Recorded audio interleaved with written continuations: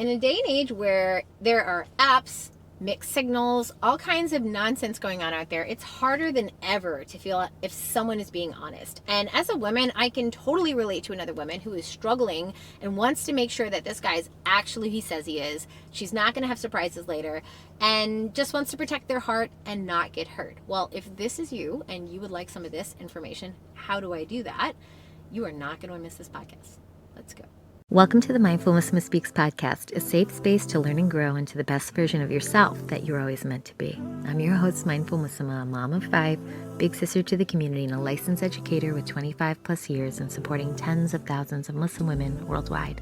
Now, I'm excited to share a ton of solutions to your problems on love, relationships, life balance, reconnecting with Allah subhanahu wa ta'ala, getting back on track, and more. So grab a cup of coffee and close out those tabs. These next 20 to 30 minutes are all about you. Let's get started. Welcome to the Mindful Muslimah Speaks podcast. We are on the road. If you didn't hear from the last podcast, I'm doing a lot of traveling this month. So it is podcast in the car it is. And thank you for being with me on my travels. Alhamdulillah.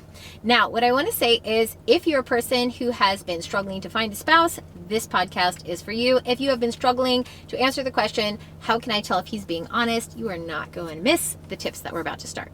Now, we've been all there, sitting across from someone else, feeling that flutter of excitement and mix of uncertainty.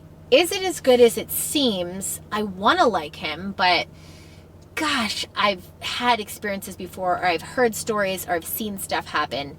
Should I take him seriously? Do I have other questions to ask? Like, what do I do with this information? So in this landscape, figuring out if he's telling the truth is not just something we should try to do. It is essential, but how to do it. And here's what fascinates me. Research shows that most women are actually horrible at detecting honesty and dishonesty.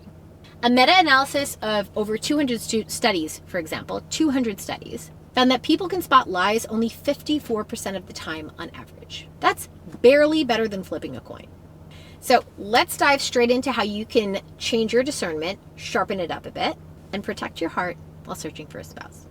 But right before we do that, do not forget, 2 weeks or less is all that's open for the Muslim Marriage Lab, the spouse finding course that is the most popular that we have. It's the one that women love because after that they have such a different success in understanding of how to actually find a spouse. A lot of women are struggling for years, thinking there's something wrong with them when it's actually not them. It's their approach. Get the step-by-step. Link is below. Limited seats. We're closing in, I don't know how many days. I'm going to go check it out. But it is not open more than once or twice a year. Inshallah ta'ala, if you have questions, we have a WhatsApp. But definitely check out the link below. All right. Let's get into the science of deception. And let's talk first about what doesn't work. Now, sometimes body indicators are myths. We are really big on picking up on body language. Inside the course, we actually have a book on body language, stuff like the FBI and the CIA use. Not that they're like the best agencies, but they are trained in this, right, for years and years and years, right? So alhamdulillah, these things work and don't work. It really depends. There's a lot to go into with that. And there's something to be said about like what's typical communication look like? How much eye contact? How much is the twitching? And this, are they nervous or is it actually them lying? Now, we do teach that. And when you go off of the basic, what they should be doing, that is the sign. So if we're like, hey, this is normal behavior, such and such and such, and then you go off the baseline, then you can say, well, this seems like it's not following the norm. And so now I should be tipped off that that's something I should look for. Now, the caveat is it doesn't mean he's automatically lying. It's something you have to look for over time. Again, which is why I think women do it wrong because they don't know what to look for. Like just because you have a list of questions that you brought to the party doesn't mean that you know how to spot the answers and whether or not he's being honest in the answers. It's something that I go through a lot with women, but I want to say it's definitely something where I see women are lacking. And so be really, really careful that you don't let your past traumas of what people have done to you make you shoot down a person because you just have trust issues. I'm going to be honest. If you have trust issues, you could shoot down somebody unfairly. Or maybe because you have a lower self-esteem or you have issues with your past of that, you're accepting people who are super shady because you're just like, maybe he's the best I can get. Or maybe if I pass him up, no one else is going to be there. There is so much to be said for this. Number 2, I want to say Consistency has to be your gold standard. So when you're looking to talk to guys, I want you to think about consistency as it making sense across questions, across interactions, across time. If in the beginning he's saying one thing with his words, but his actions over time do not match, little flag there. Now, if you don't know how to interpret that flag, we could always talk, but I want you to think about that. That's your first inkling that maybe something is off. Now, the Prophet, peace be upon him, he says the sign of a hypocrite are three. When he speaks, he lies. When he promises, he breaks his promise. And when he's entrusted with something, he betrays that trust. So keeping that also as kind of a guideline is something super powerful. I had this one sister I work with there. Her name was Fatima, and she had this guy, and she was just so impressed with his stories, his accounts of interactions that he had, his big promises, his international education, his business degree. I mean, there was a lot to be impressed about this guy. But you know what? When I sat with her and I talked to her, because she was inside one of our students, I said, I want you to create a consistency journal, because I think she was noticing something was off, but she couldn't put her finger to it. And it's really hard because, you know, when you're sitting there and emotional and you're in these conversations or these back and forth, it's hard to pick up everything. But it's really important that you reflect after the fact and you think about that. So I had her do this consistency journal, and this journal just consisted of her recounting at the end of each interview some things that just threw her off or she felt a little bit weirded out about, and then she just kind of talked to herself about them. And she kept that going for about maybe 2 to 3 weeks. And what she realized is he made a lot of promises to her about things that never actually materialized. And it was really weird and off-putting to her. So at some point, she kind of mustered up the strength to say something to him about it. Now, of course, like anyone's going to do, he was, of course, a bit defensive at the beginning. And then she remembered the Prophet, peace be upon him's warning about people and the hypocrites. And she really realized that there was just so much inconsistency and so much that he did and said that it no longer felt like a safe relationship for her to be in. Not a haram relationship, but as one even to pursue for a spouse seeking in a halal way. And it was really painful because she had so much that she wanted to happen, but we realized together, and I helped explain to her, that she was more like falling in love or emotional. Why this is very scary and dangerous, guys. You don't want to get to that level with people. Keep it more of like a business arrangement, but you know, it happens. She was really more falling in love with the idea of who he could be based on the words he said, but not what he actually was being in front of her, which is really important. There was not that consistency. And the single most reliable indicator of honesty isn't what someone says, it's their consistency about that thing over time and what they show you, not just what they say. Make sense? And with that, let me give you just a couple questions to keep in the back of your mind. Definitely save this podcast or pause and write down if you can. If you can't write down, definitely save. But here's some things to think about. Narrative consistency. Do the details of his stories remain the same when he's told something the same multiple times? If he's mentioned something more than once, do the details seem similar each time, or is he switching it up constantly and throwing you off? Number 2, behavioral consistency. Does he follow through on small commitments? Forget about the big ones. The small ones are really important indicators. Number 3, value consistency.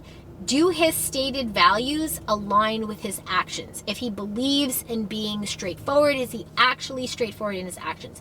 Is he believes in being is it actually in the actions as much as his words? And lastly, emotional consistency. So there's difference, right? And his emotional response, is it proportionate to the situation? Do you find him going overboard with things, or underboard, letting things pass that he shouldn't, or overreacting in ways he shouldn't? These are things to look for in terms of consistency. And when I work with women really closely, I give them super fast ways to pick up on these that they didn't realize they could do, instead of just groping in the dark and trying to figure it out. But aligning perfectly with the Prophet, peace be upon him's description of a hypocrite, these things are so easy to tell if he's honest, if you know how to do them. Number 3, the truth about truth telling. Let's get to that. I'm going to tell you something super fascinating about honest people. They tend to provide more details, including details that don't necessarily make them look good. They're willing to say, I don't know, I'm not sure, I've never thought about that, I don't remember, rather than filling in the blanks. Another thing to look for. When someone is being truthful, They often include mundane details that don't really matter in their story. Admit to memory gaps rather than just trying to fill stuff in. Acknowledge unflattering experiences inside of an experience. Tell stories in a non-linear way, because that's the way that most stories are told, believe it or not. Dishonest people, by contrast, often have narratives that are too perfect. They're too linear, too favorable to themselves. I want you to pay special attention, close attention to how someone discusses past relationships, weaknesses. Are they really divulging something, or are they just kind of making it seem like they're just great? Number 4, creating conditions for honest connections. The Prophet, peace be upon him, he encouraged us to speak the truth, even if it was bitter, right? I know it's hard when you're in face-to-face, but let me look at this in a realistic way. There was this one sister that she was working with me, and she was saying that when she was doing these face-to-face with this one particular guy, he was starting to get super reserved. Either he would get, like, she would notice he would get upset emotionally, or he would just pull back too much. And either way, it made her feel super uncomfortable when it came to financial stuff. And by the way, ladies, I'm really big on making sure your financial stuff is super clear. Asking a question like, can I work when we get married, are you okay with that, is not enough. Because a lot of times there's an assumptions about that's not a permanent thing. Maybe when you have kids, that'll change. And so make sure you get really granular on what that looks like. That being said, so she was going back and forth with financial stuff. And then all of a sudden we had some sit downs about emotional safety. I know it sounds so millennial, but with guys, honestly, they need to feel like they can talk without being like, attacked.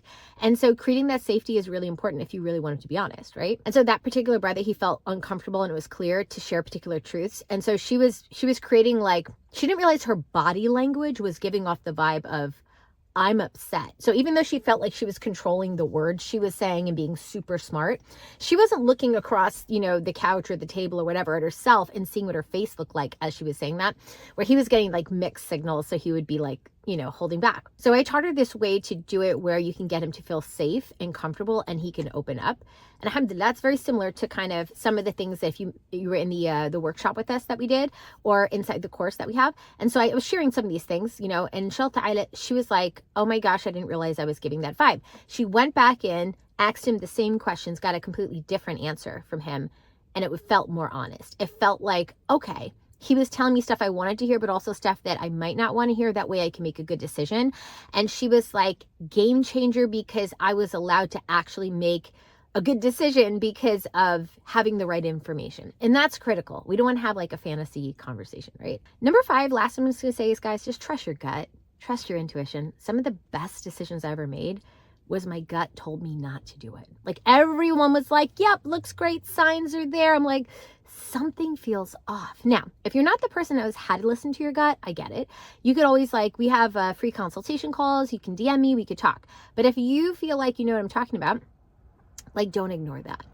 Something needs to be resolved. It means something is still unresolved that needs to be resolved. And it's really important that you get that resolved, because the last thing you want to do is like a sister that I worked with, that she was married already. She came in and was like, I knew something in the back was wrong, couldn't put my finger on it, went through with the marriage anyway. And then alhamdulillah, got inside and got a whole bunch of surprises. You don't want to be that person. I see that happen a lot. And those are the sisters that are calling me wondering if they should get divorced. So who wants to think about that when you're thinking about getting married? Don't even go there, right? Get this from the beginning. Alhamdulillah. I just want you to remember, real trust isn't blind faith. It isn't just going into the situation with the guy and hoping it all works out. I see way too much of the sisters winging it. And if today's conversation resonated with you, you're going to absolutely love the course that we have. Check out the link below for more information, how to learn every single thing you need to know to find a guy in a compatible way without putting yourself out there. And listen up in the next podcast as we talk about more of these tips, inshallah ta'ala. If you want to talk to me, I also have a link below. We have a full-on live coaching program that I do. You could see if you qualify. We don't take everyone. It's highly exclusive. But if you want to get married in 2025, you feel like you're done with the runaround with the guys, you're done with this and that, you just want to know how to do it fast track, easy, so tired of the emotional and time suck, then it's definitely for you. Link below. I will see you in the next podcast. Assalamu alaikum rahmatullahi wa barakatuh.